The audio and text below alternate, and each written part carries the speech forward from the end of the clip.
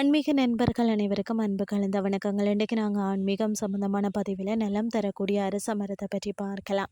அரச மரத்தை சுற்றி வந்தால் ஏராளமான நன்மைகள் உண்டாகும் அப்படின்னு சொல்லி நம்மளுடைய முன்னோர்கள் சொல்லியிருக்கிறாங்க. அரச மரத்தடி பிள்ளையாரை வழிபாட்டாலே பிள்ளையாரின் அருள் குழந்தை பாக்கியம் இல்லாத தம்பதிகளுக்கு குழந்தை பிறக்கும் என்பதும் அசைக்க முடியாத நம்பிக்கையாக இருக்கிறது. இந்து புராணங்களின்படி அரச மரத்தின் வேரில் பிரம்மாவும் தண்டில் விஷ்ணுவும் உச்சியில் சிவனும் இருப்பதாக நம்பப்படுகிறது. இந்த மும்மூர்த்திகளை வழிபடுவதால் தான் அனைத்து நன்மைகளும் கிடைக்கும் என்பது ஐதீகம். அரச மரம் பார்த்தீங்கன்னா தேவலோகத்து மரம்னு சொல்லியும் கற்பக விருட்சம் என்றும் அழைக்கப்படுகிறது.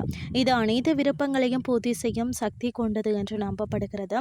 குறிப்பாக சோமவார அமாவாசை திங்கட்கிழமை அமாவாசை அன்று அரச மரத்தை வளம் வந்தால் திருமண தடை, குழந்தை பாக்கியமின்மை போன்ற தடைகள் நீங்கும் என்பது நம்பிக்கை. அரச மரத்தின் அடியில் பார்த்தீங்கன்னா நாகராஜன் மற்றது விநாயக சிலைகள் வைத்து வழிபடும் வழக்கம் இருக்கிறது. அதாவது நாகதோஷத்தால் குழந்தை பேறு தடைபெறும். இந்த மரத்தை வளம் நாகர்களை வழிபடுவதால் பார்த்தீங்கன்னு சொன்னால் தோஷங்கள் நீங்கி குழந்தை பாக்கியம் கிடைக்கும் என்று கூறப்படுகிறது. அரச மரம் மற்ற மரங்களை விட பகல் நேரத்திலையும் சில ஆராய்ச்சிகளின் படி இரவு நேரங்கள்லையும் அதிக அளவில் ஆக்சிஜனை வெளியிடுகிறது. அரச மரத்தை சுற்றி வரும் நாம சுத்தமான அதிக ஆக்சிஜன் கலந்த காற்றை சுவாசிக்கிறோம். இது உடல் ஆரோக்கியத்தை மேம்படுத்தி மன அழுத்தத்தை குறைத்து உடலை புத்துணர்ச்சியுடன் வைத்திருக்க உதவுகிறதுன்னே சொல்லலாம்.